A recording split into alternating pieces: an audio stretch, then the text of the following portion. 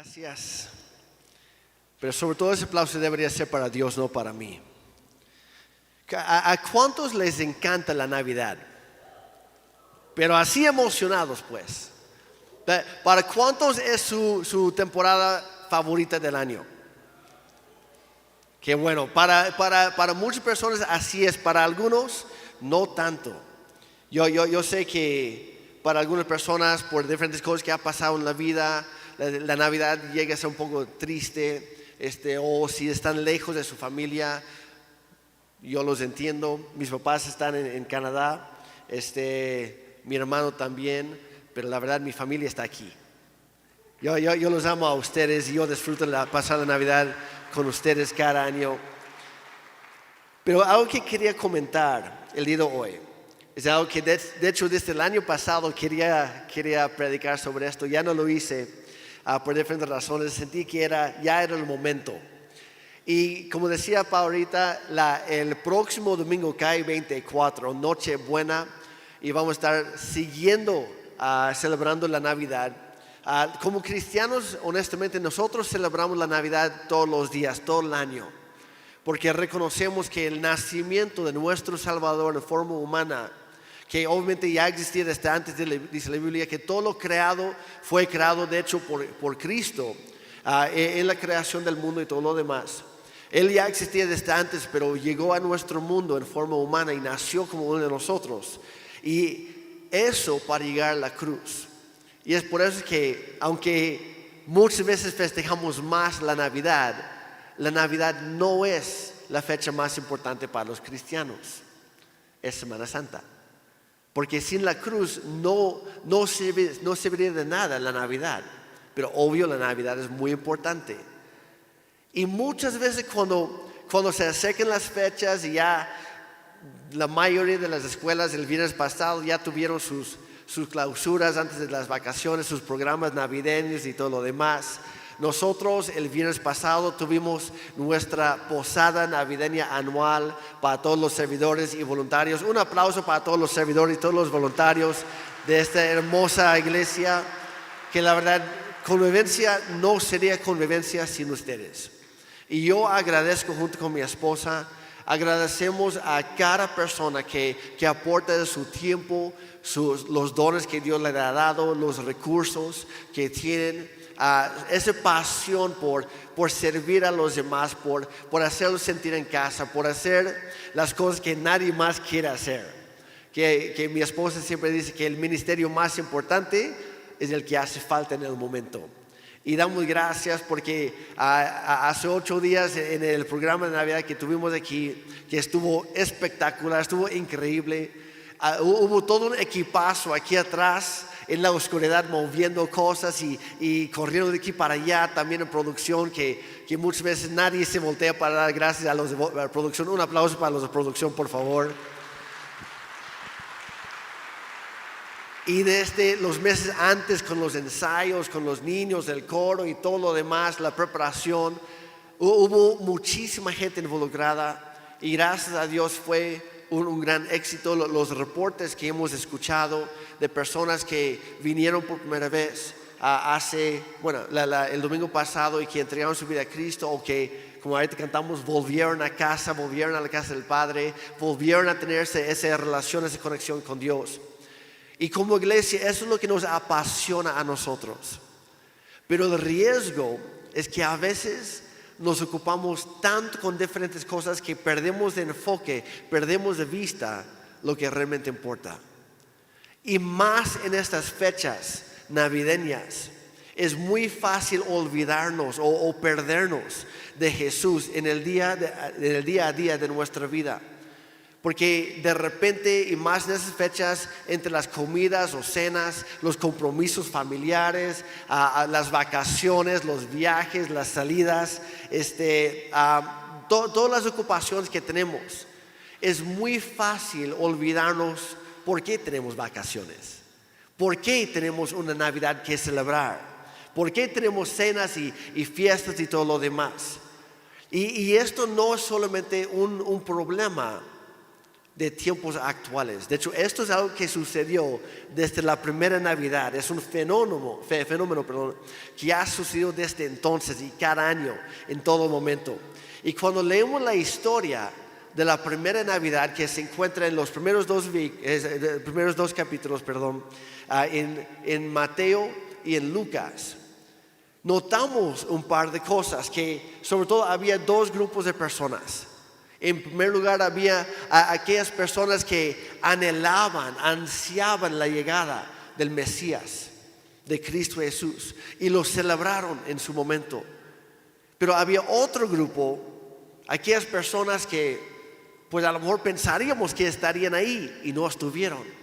Algunas personas que, teniendo la oportunidad de estar presentes, menospreciaron o rechazaron la oferta, la invitación.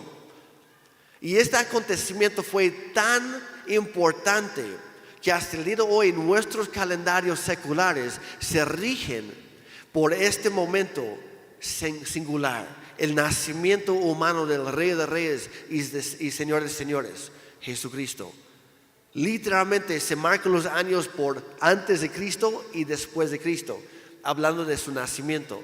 Hay algunos que están tratando de cambiar los calendarios y en lugar de AC, antes de Cristo, ocupan otras siglas y es antes de la era común, pero a fin de cuentas, ¿qué fecha ocupan? El nacimiento de Cristo. Y es lo mismo, aunque cambien los nombres, aunque cambien las siglas, es lo mismo. Nuestra historia humana es determinada por este suceso, la llegada de Cristo. Pero cuando vino Dios a este mundo en forma humana, siendo el Rey de Reyes, no decidió nacer en un palacio, como muchos esperaban. No lo recibieron con aplausos, con trompetas, con desfiles, con un cortejo real. Al contrario, el Dios Todopoderoso, el gran creador de todo lo que hay, tanto lo visible como lo invisible, decidió nacer en el lugar más humilde como te puedes imaginar. Fue su plan desde el inicio, nacer en un establo, un pesebre, que en ese entonces era básicamente una cueva donde resguardaban los animales, donde les daban de comer. Y él nació ahí, lejos de las luces, lejos de donde mucha gente esperaba que apareciera. Había animales apestosos por ahí. Mi esposa siempre dice que Jesús es pet friendly, porque cuando llegó a este mundo estaba rodeado por animales, y Dios ama a los animales porque Él los creó, son parte de su creación. Y el dueño de todo el universo nació en un estado de pobreza, para demostrarnos que todos podemos acercarnos a Él sin importar nuestra posición social, nuestro trasfondo, nuestra situación económica o familiar, sin importar nuestro pasado o nuestros pecados.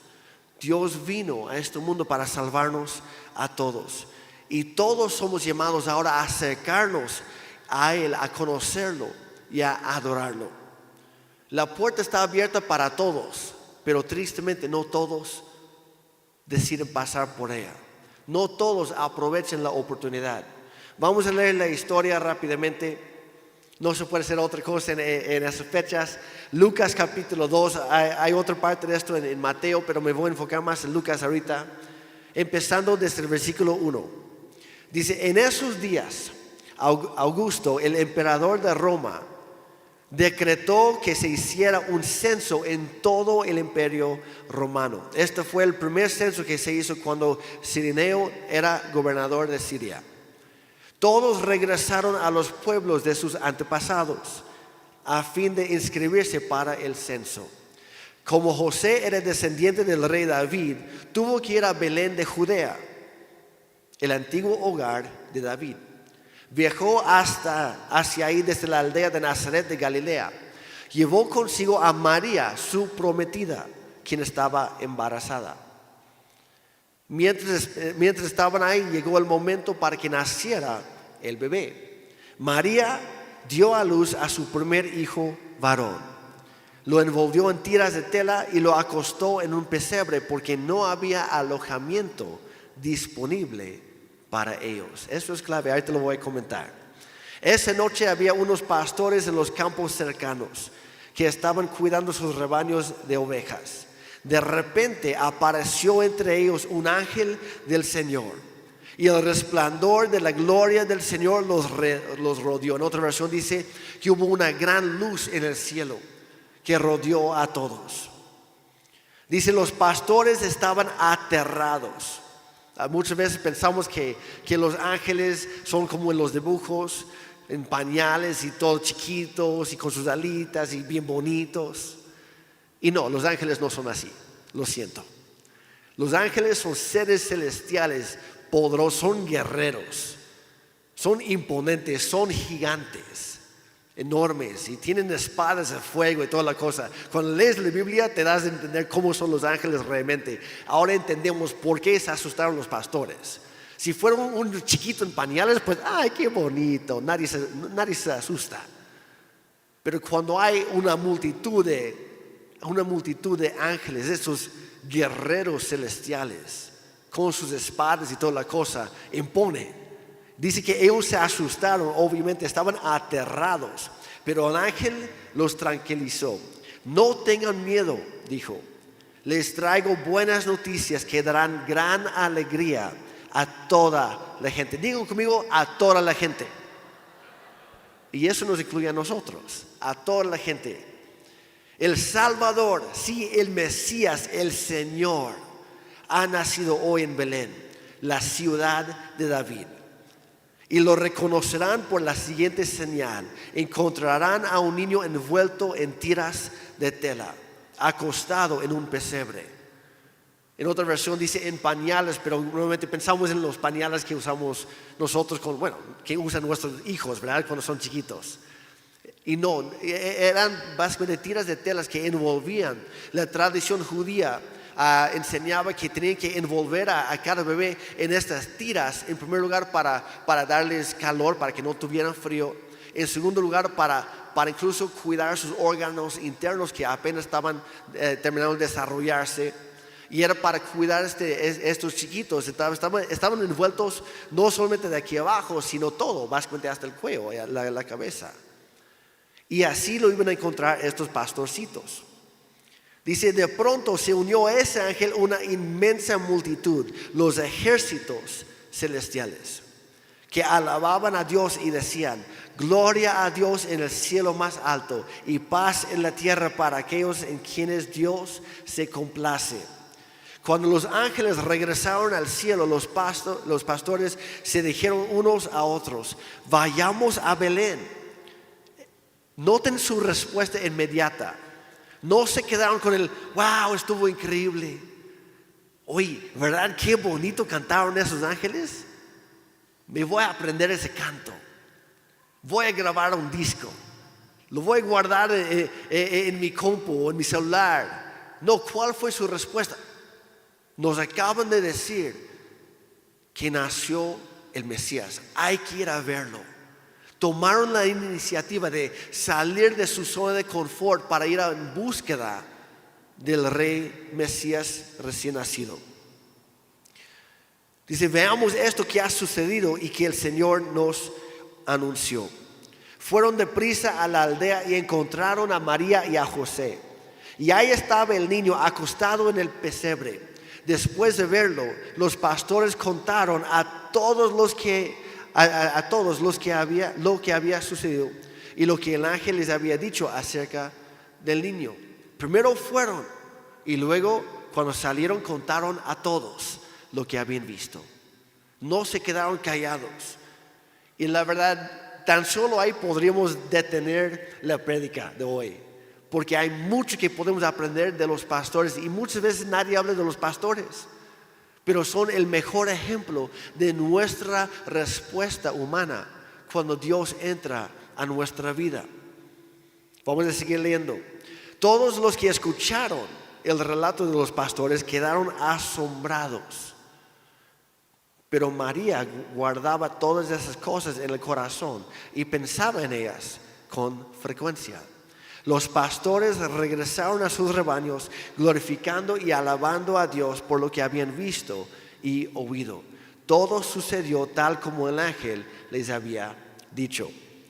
Entonces, y como digo, hay otra parte complementaria de esto en Mateo. No lo vamos a leer, lo voy a comentar ahorita. No lo vamos a leer todo, pero ¿por qué lo menciono? Porque en este relato y lo que falta de Mateo, vemos que hay este primer grupo de personas que esperaban la llegada del gran rey, del rey Salvador, del rey Mesías. Y se regocijaron en su nacimiento y respondieron a lo que estaba sucediendo en ese momento. Y si fuéramos a desglosar un poquito el pasaje que acabamos de leer y lo demás, pues en primer lugar estaban María y José, pues ellos tenían que estar. María no tenía opción. José, de hecho, al inicio él pensaba alejarse de María porque estaba embarazada. Y hay que entender que en la tradición judía había 3 etapas en el casamiento de una pareja. En primer lugar, la primera etapa fue que las familias se ponían de acuerdo y dijeron, pues como ves, queremos su hija, la verdad se ve bien bonita y es muy, muy amable, queremos que se case con nuestro hijo. Y hacían sus tratos y llegaban a un acuerdo y en primer lugar era, a fin de cuentas, un compromiso privado entre las familias. La segunda parte es que ese compromiso se hacían público y avisaban a todo el mundo, se van a casar. Pero ante los ojos de la cultura en ese momento, ya estaban casados, es por decirlo así, ya estaban casados por lo civil, pero no habían tenido su boda religiosa. Y a la pareja, aunque tenían ya públicamente, estaban reconocidos como esposos, no se les permitía tener relaciones sexuales hasta que se casaran ya con toda la fiesta y la ceremonia.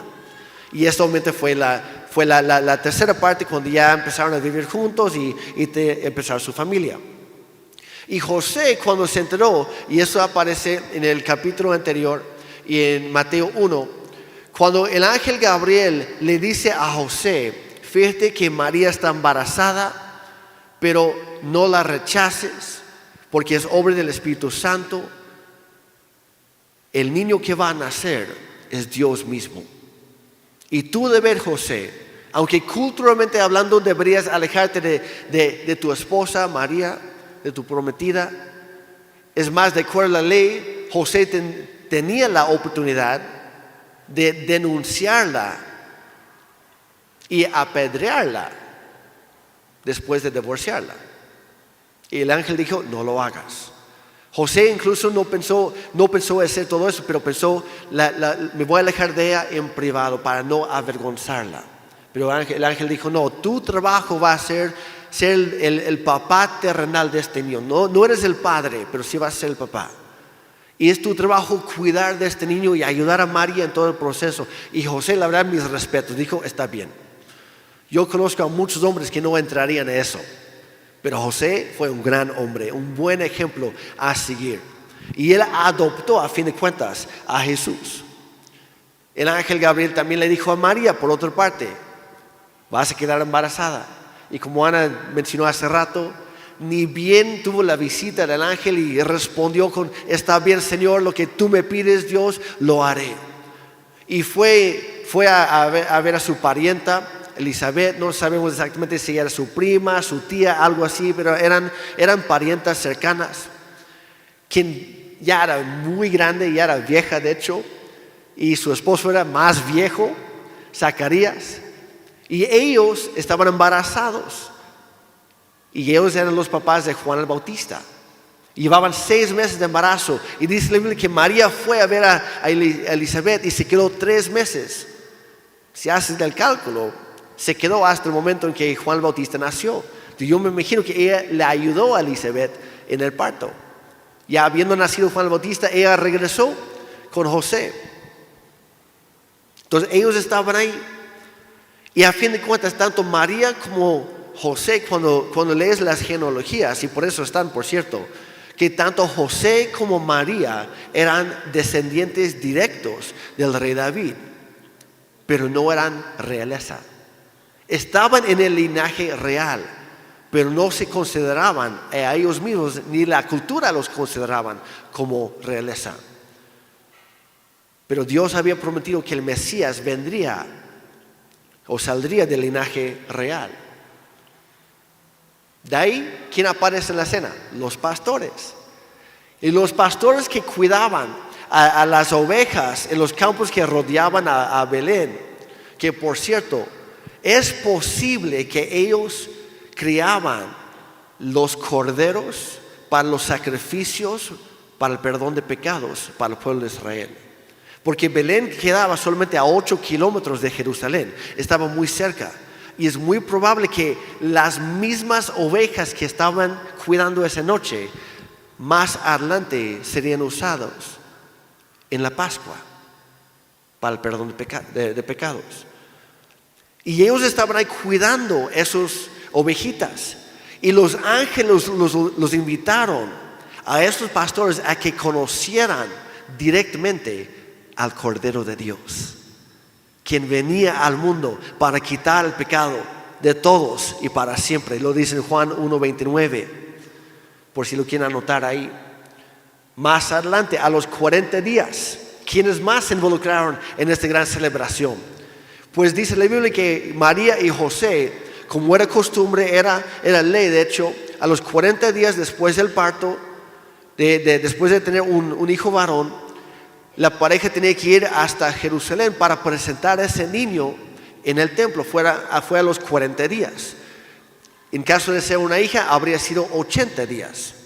Pero fueron a los 40 días, llegaron al templo, y ese día el Espíritu Santo le movió a un hombre también muy grande que se llamaba Simeón. Y todo esto de hecho está en la Biblia, ahí lo pueden leer, ¿sí? En casa después. Nada más sigue leyendo lo que acabamos de leer, sigue leyendo, ahí vas a encontrarlo. Pero Simeón era un hombre devoto, un hombre justo, un hombre que tenía esa conexión con Dios. Y Dios le había prometido: Simeón, no vas a morir hasta primero ver el Mesías con tus propios ojos. Tú lo vas a ver. Entonces Simeón estaba en su casa y de repente el Espíritu Santo le habló, dijo: Simeón, ve al templo. Y justo cuando venía entrando Simeón, venían entrando por el otro lado María y José. Se toparon ahí y el Espíritu Santo le reveló: este es el niño que te prometí que ibas a ver. Este es tu Mesías. Y dice la Biblia que Simeón empezó a profetizar y cantar y se unió a la celebración de la primera Navidad. Momentos después, Simeón todavía estaba ahí. De repente salió del templo una mujer ya grande, una profetisa que se llamaba Ana. Era viuda. Su esposo había estado trabajando en el templo, pero había fallecido 80 años antes. Llevaba incluso ya tenía 84 años de edad esta mujer.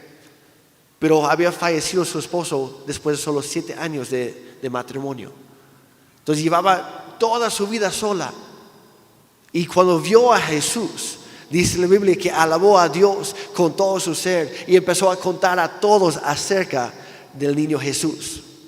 Más adelante, pasaron varios meses, por cierto. Yo sé que algunos de aquí se va a reventar su burbuja de felicidad, porque siempre en los cuadros, siempre pintamos a los reyes magos, como a nosotros nos gusta llamarlos, los ponemos en el pesebre, pero nunca estuvieron en el pesebre. No estuvieron la noche en que nació Jesús. Ellos llegaron muy tarde a la fiesta, pero llegaron. Y es importante, llegaron tarde, pero llegaron. Porque dice la Biblia que ellos vieron la estrella en Belén y en ese momento se levantaron de donde estaban, probablemente lo que es hoy en día Irak o Irán, más o menos por ahí. La Biblia no dice exactamente y tampoco dice que eran 3 y mucho menos menciona sus nombres. De que uno se llamaba Gaspar y el otro, la verdad, es un cuento. No está en la Biblia, lo siento. Y tampoco está en la Biblia que uno era muy alto, otro chaparro, otro muy moreno. Tampoco está que uno estaba en caballo, otro en cameo y otro en elefante. Tampoco está ahí. Esos son detalles que, pues, a fin de cuentas, los seres humanos han agregado a la historia con tal de embellecerlo un poco. Pero no es lo que pasó. Y tampoco dice la Biblia que eran reyes. De hecho, probablemente no eran reyes, porque si fueran reyes no habrían podido embarcar ese gran viaje que duró más de un año, que eran miles de kilómetros que tenían que viajar sobre el desierto y con un buen grupo de personas por protección, por seguridad. Fue una gran caravana que salió. La Biblia dice que eran sabios. En el griego dice, el traducido son magos, pero no los hechiceros que pensamos nosotros. Los magos de la antigüedad eran personas que se dedicaban a dos cosas. Era gente muy entendida, muy sabia, y se dedicaban a la astronomía y también a la astrología para interpretar los tiempos. Y Dios les reveló cuando vieron esta estrella, ellos se dieron cuenta, acaba de nacer un gran rey, pero no es un rey cualquiera.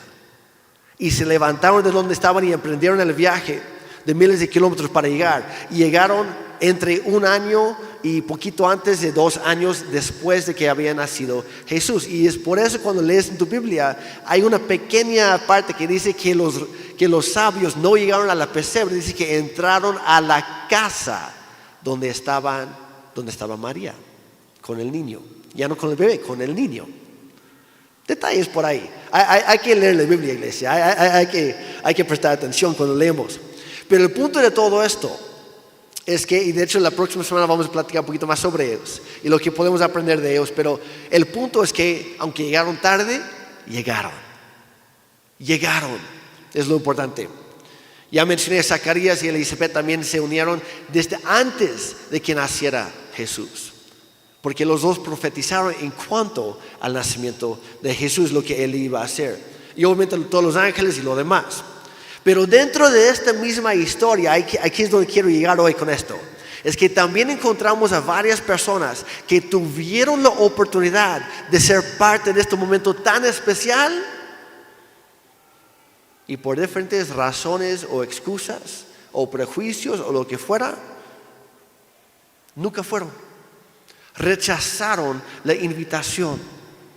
Hay algunos que pensaríamos que estarían ahí, tendrían que haber estado ahí, y no estuvieron, no llegaron, ni siquiera llegaron tarde como los sabios, nunca se presentaron. Y el día de hoy nosotros podemos aprender una gran lección de cada uno de ellos.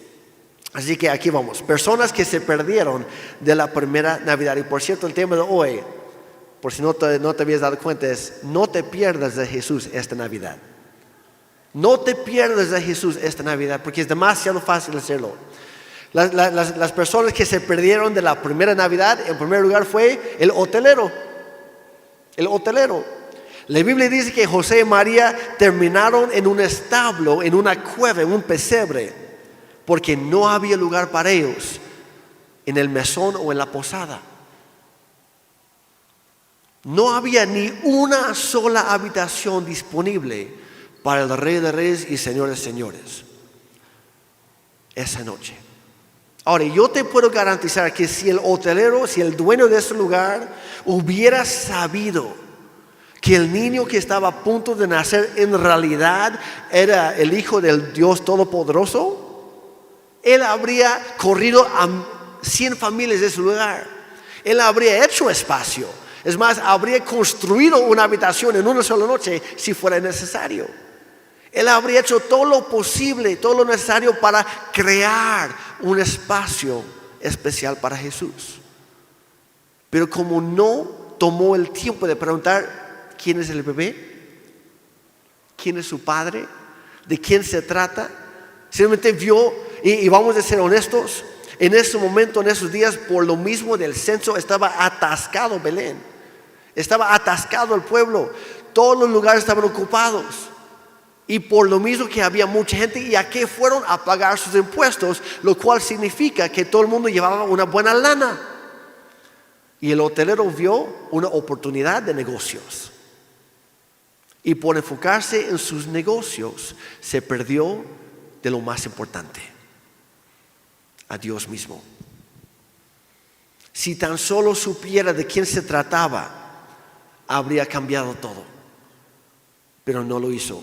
No aprovechó la oportunidad. Había multitudes ahí y había dinero sobre la mesa, pero no había lugar para Jesús.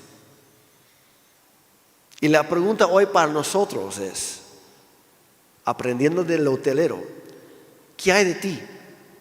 ¿Tienes espacio tú, en tu corazón, en tu vida, para Jesús? ¿Has preparado un lugar especial en tu vida para Él? Para el hotelero, el negocio iba muy bien. Su hotel estaba lleno, estaba repleto. Estaba ganando mucho dinero, pero se perdió de lo más importante. Se perdió de Jesús. Y no tuvo otra oportunidad después. No te pierdas de Jesús esta Navidad. A fin de cuentas, lo voy a decir así: ¿cómo puedes celebrar un cumpleaños si no está presente el cumpleañero? Estaba todo el mundo ahí y el cumpleañero botado en la calle. Y a veces en nuestro día a día hacemos lo mismo que el hotelero. Dios, es que hoy no tengo tiempo para ti, hoy no tengo espacio para ti en mi corazón, hoy quiero hacer lo que yo quiero hacer. Hay que aprender de esto. Siguiente, que se perdió de la fiesta, el rey Herodes.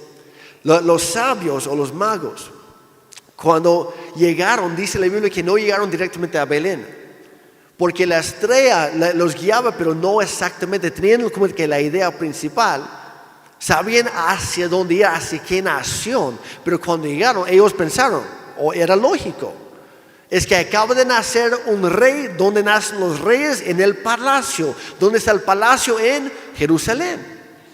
Y por un momento dejaron de ser guiados por la estrella y se dejaron llevar por su lógica, su entendimiento humano, que no está mal, pero los guió al lugar equivocado. Llegan al palacio de Herodes, que por cierto no era el rey legítimo, él no era descendiente de David. El imperio romano había puesto a Herodes para gobernar los demás, y todos los judíos veían a Herodes como un usurpador, un impostor, alguien que estaba en el trono que no debía estar ahí. Pero a Herodes le encantaba el poder. Y cuando llegaron estos sabios, ellos le preguntaron, ¿en dónde ha nacido el rey de los judíos? Y Herodes respondió, ¿cómo dicen que dijeron? O sea, ¿cómo? Yo soy el rey de los judíos. ¿Cómo que acaba de nacer? Yo ya tengo mis hijos, ya están grandecitos.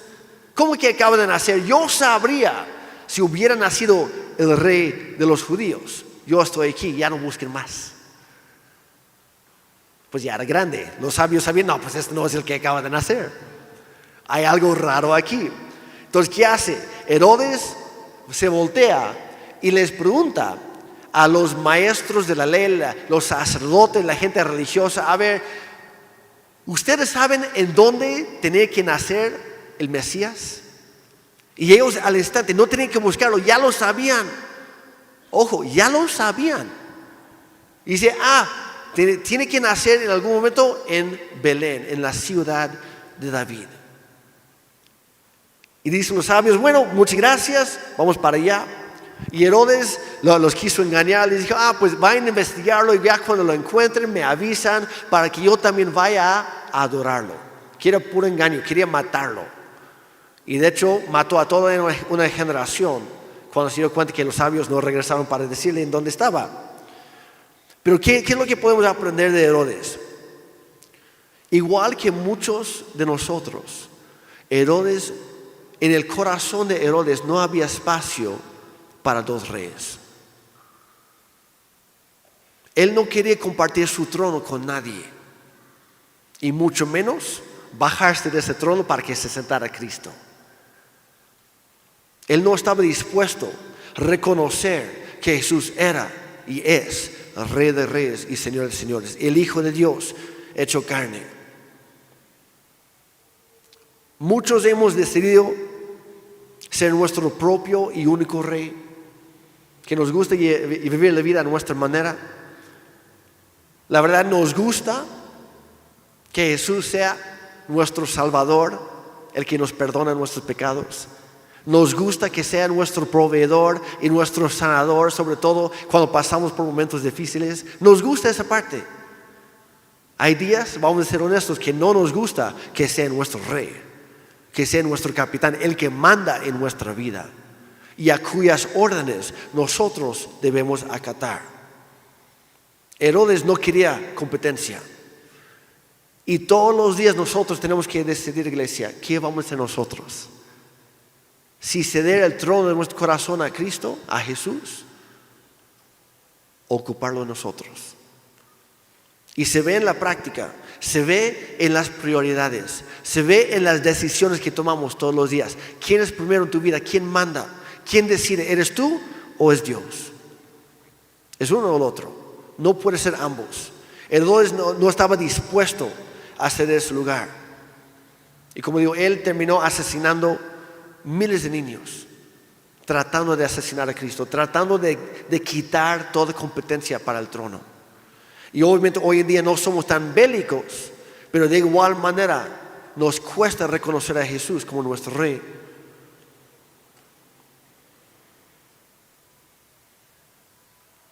Y a fin de cuentas, con Dios, o es todo o es nada. Porque Dios tampoco quiere la mitad del trono de tu corazón. No quiere la mitad de tu vida. Cristo en la cruz se entregó por completo. Y es lo que los teólogos llaman el intercambio divino. Todo de Dios para todo lo tuyo. Tienes que entregarte al 100. Herodes no estaba dispuesto a entregar nada. Y se perdió de Jesús. ¿Qué hay de ti? Tu decisión respecto a eso determinará dónde pasarás toda la eternidad. Siguiente. Ya los mencioné de paso. Las siguientes personas que se perdieron de Jesús fue toda la gente religiosa. Cuando los sabios del oriente llegaron y preguntaron en dónde encontrarlo, como digo, ellos ya sabían la respuesta. Ya sabían en dónde. Y ninguno estuvo presente. El año anterior, cuando había nacido Cristo, ¿cuáles de ellos estaban ahí en el pesebre con Jesús? Ninguno. Y no solamente eso, cuando los sabios dijeron, gracias por el dato, vamos hacia Belén, ¿quién va con nosotros? Todos se quedaron caíditos. Todos se quedaron quietos. ¿Qué es lo que pasó? Ellos sabían exactamente dónde encontrar a Jesús. Y con la ayuda de estos sabios también supieron cuándo encontrarlo ahí. Pero nunca fueron a buscarlo. Se quedaron con su religión vacía, inútil. Y hay mucha gente hoy en día que se quedan con una religión inútil, en lugar de buscar una relación con Dios. Y si esa es tu mentalidad, te vas a perder de Jesús, lo siento. Porque a Dios no le interesa una religión. A Dios le interesa una relación contigo. Porque Jesús no vino para darte una religión. Él vino para darte una relación personal con Dios. De eso se trata la Navidad. De eso se trata el Evangelio. En Juan 14:6, Jesús hablando dice, yo soy el camino, la verdad y la vida. Sin mí nadie puede llegar a Dios el Padre. Pero hay mucha gente que dice, no, yo voy a buscar mi propio camino. Yo voy a acercarme a Dios, pero la verdad no me interesa acercarme a Cristo. Y no se dan cuenta que es un esfuerzo inútil. Porque Jesús es el único camino al Padre. Y de ahí los siguientes que vemos que se perdieron de Jesús fueron todos los demás. Todos, todo el mundo. Vamos a leer en Mateo 2. Damos un par de versículos. Dice, Jesús nació en Belén, un pueblo de la región de Judea, en el tiempo en que Herodes era rey del país. Llegaron por entonces a Jerusalén unos sabios del oriente que se dedicaban al estudio de las estrellas y preguntaron, ¿dónde está el rey de los judíos que ha nacido? Pues vimos salir su estrella y hemos venido a adorarlo. Ojo en el versículo 3. Dice, el rey Herodes, ¿cuál fue su respuesta inmediata? Dice, se inquietó mucho al oír esto. Y lo mismo les pasó a todos los habitantes de Jerusalén. Jerusalén era la capital. Ahí estaba todo el mundo. Dice, y que todos en Jerusalén se inquietaron. En otra versión dice que se perturbaron, se turbaron o se pusieron muy nerviosos. Se inquietaron, pero no lo suficiente como para responder a lo que Dios estaba haciendo en medio de ellos. Se quedaron, wow. Bueno, pues. Y hay muchas personas, espero que muy pocas, que a lo mejor vinieron hace 8 días y se quedaron, wow. Bueno, pues. Hay personas que tú conoces y vamos a ser honestos, a veces tú y yo hacemos lo mismo. Venimos a la iglesia, a la reunión y nos quedamos, wow, Dios es bueno. Bueno, pues es la hora de comer. ¿Sí o no? Y nos olvidamos de quién se trata todo.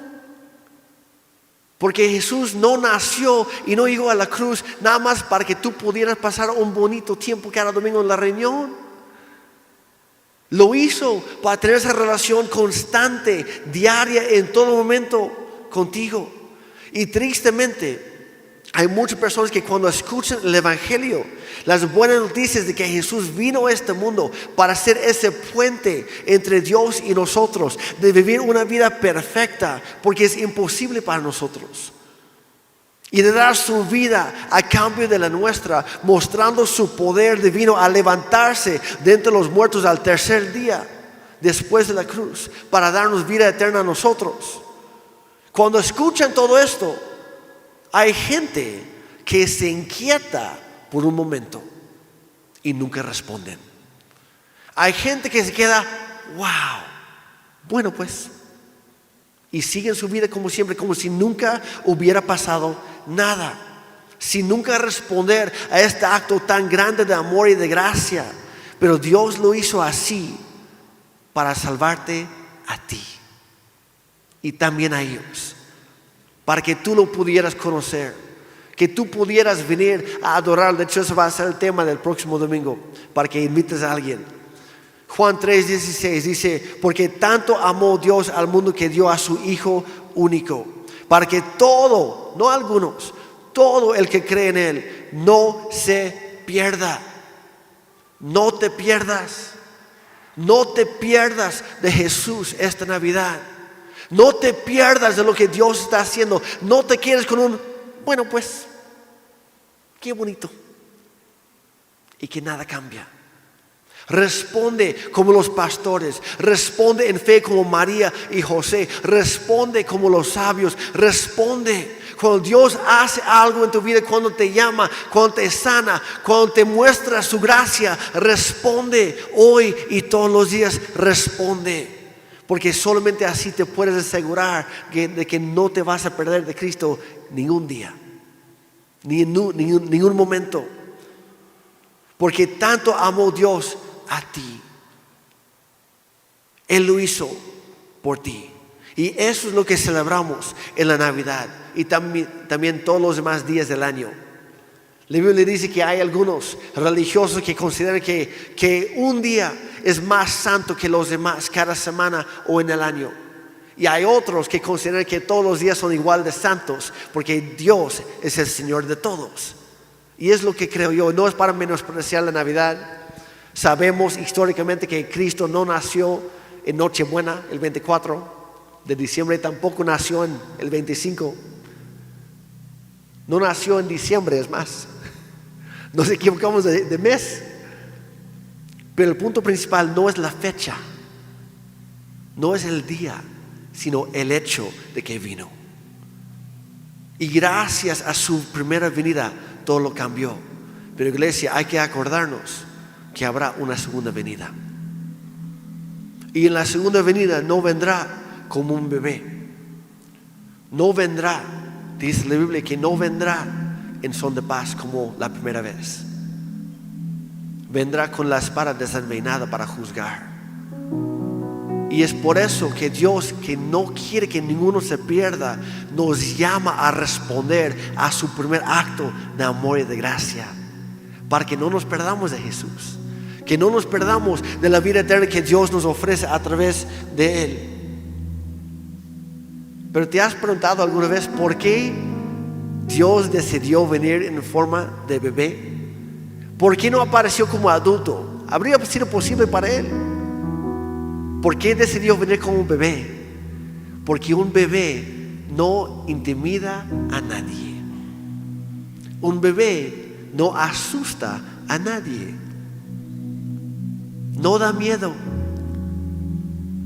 Y fue por esa razón, porque Dios quiere que tú lo conozcas, no por miedo al juicio, sino por amor. Y Él se mostró como un bebé indefenso, nuevamente para mostrarnos que cualquiera de nosotros podemos acercarnos a Dios, que sus brazos están abiertos a cada uno de nosotros. Responde a ese amor. Pero si Jesús se hubiera quedado como bebé, la Navidad no tendría sentido. No habría razón para celebrar. La verdad es que Jesús nació para morir en tu lugar y en el mío. Jesús llegó a ese pesebre, ese establo, con el único fin de llegar a la cruz, que por cierto esa es la fecha más importante para los cristianos. Viernes Santo cuando murió y Domingo de Resurrección cuando venció a la muerte. Sin esas dos fechas, la fe cristiana, dice la Biblia que la fe cristiana sería inútil, de nada serviría. Jesús nació, la Navidad existe por la cruz. Y el mismo nombre de Jesús significa literalmente el Señor salva. Ese fue su afán, esa fue la razón de la Navidad, salvarte a ti y salvarme a mí. El propósito de Jesús al nacer como uno de nosotros es de llegar a la cruz y salvarnos de todos nuestros pecados y convertirse en nuestro Señor y Salvador, el Rey de nuestro corazón. Así que mi pregunta para ti hoy: ¿cómo vas a responder? ¿Cómo vas a responder tú al significado de la Navidad? ¿Vas a estar muy ocupado y ni tiempo vas a tener para Él? ¿O vas a responder como los pastores, corriendo, dejando todo con tal de estar cerca de Jesús? Es lo que Dios te pide a ti, es lo que Él quiere para ti hoy. ¿Vas a correr hacia Él y a adorarlo como los pastores, como los sabios, haciendo un viaje muy largo si es necesario, abandonando todo lo demás, todas las demás ocupaciones y compromisos? ¿Te vas a quitar el trono de tu propio corazón para que Jesús tome su lugar, el que le corresponde? ¿Cuál es tu decisión? ¿Vas a recibir el regalo de la Navidad o vas a seguir esperando? Yo te animo, no dejes pasar más tiempo. Les quiero pedir si es que se pueden poner de pie, por favor.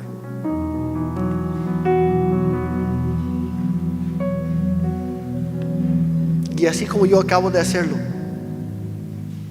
de manera muy resumida, tú puedes contar la misma historia a tus familiares, a tus amigos que todavía no conocen a Cristo. No como una religión, sino como una relación con Dios mismo. Que otro nombre para Cristo profetizado desde Isaías fue Emmanuel, que significa Dios con nosotros. Y Dios está contigo. Lo único que tienes que hacer es levantar la vista y alzar la mano. Porque al levantar las manos es una señal de rendición. Es decir, Señor, yo te necesito, sálvame. Y es por eso que esta mañana no quisiera desperdiciar la oportunidad. Si hay alguien aquí que a lo mejor estás pensando: Jeremy, pues la verdad siempre celebro la Navidad, pero nunca me había detenido para pensarlo, de verlo así. Nunca lo había escuchado así. Y a lo mejor soy como la gente religiosa de la historia. A lo mejor soy como todos los demás, muy ocupados. Tal vez soy incluso como Herodes. Pero ya no quiero perderme más de Jesús. Si tú quieres hoy mismo empezar una nueva vida con su ayuda, una vida dedicada al servicio y la adoración del Rey de Reyes y Señor de Señores, se llama Jesús, tú puedes hacerlo. Yo quisiera orar por ti. Te voy a dirigir una pequeña oración, pero si más que una oración, es un compromiso que tú haces a partir de este momento, para todos los días vivir para Él, porque Él murió por ti, pero venció a la muerte para que tú pudieras tener vida nueva y vida eterna. Si ese eres tú hoy, si tú quieres recibir a Cristo en tu corazón, por favor levanta la mano. No tienes que pasar aquí enfrente. Gracias. Simplemente al levantar la mano estás diciendo: Señor, yo me rindo a ti. Yo quiero este intercambio divino. Gracias. Vamos a orar juntos y voy a pedir que todos oremos juntos para que nadie tenga que orar solo. Puedes repetir después de mí o tus propias palabras. Es expresar tu corazón, pero el Señor, Dios Padre, yo te necesito.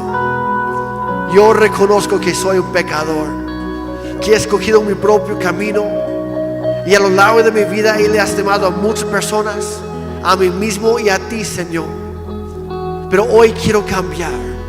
Perdóname por todos mis pecados, no lo merezco, pero hoy recibo tu regalo de la Navidad, tu regalo de salvación.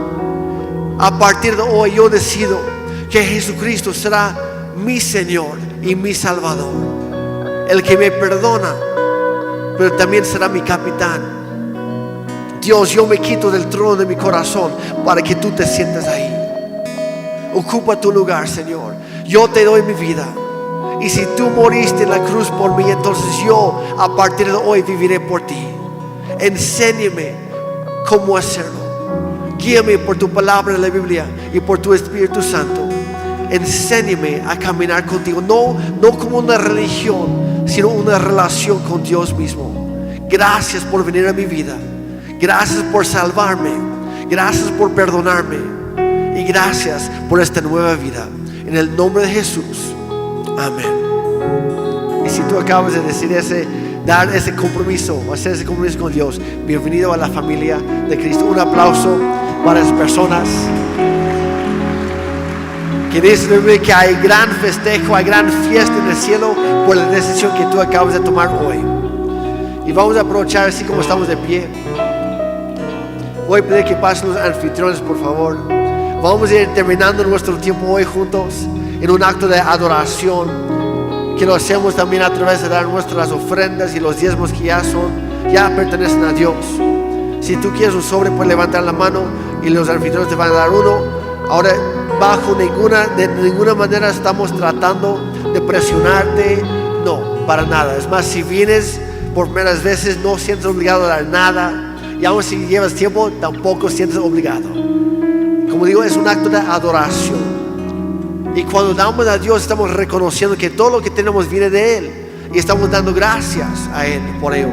Pero también estamos depositando en Él nuestra fe para el día de mañana. Damos gracias por su fidelidad hasta el día de hoy, en el pasado, pero también ponemos nuestra fe en Él para el día de hoy, el día de mañana y lo que viene después. Es un acto de fe y adoración. Entonces vamos a orar para esto, y luego van a pasar nuevamente los anfitriones a recogerlo en lo que cantamos. Padre Santo, muchísimas gracias nuevamente por tu regalo tan grande. Pero gracias porque no estás lejos de nosotros, al contrario, siempre estás cerca. Y vemos tu mano generosa en todo momento. Gracias por sostenernos, por ser nuestro proveedor. Hoy lo reconocemos, y hoy con un corazón alegre y agradecido te damos una parte de todo lo que tú nos has dado. Gracias, Señor. Te pedimos en el nombre de Jesús que tú lo bendigas, que tú lo multipliques y que tú lo uses para seguir extendiendo tu reino aquí en Oaxaca y mucho más allá, para que todos a fin de cuentas lleguen a conocerte a ti y sean salvos por tu gracia. Gracias, Dios, por permitirnos a nosotros ser parte de tu equipo y de tu plan en todo esto. En el nombre de Jesús. Amén.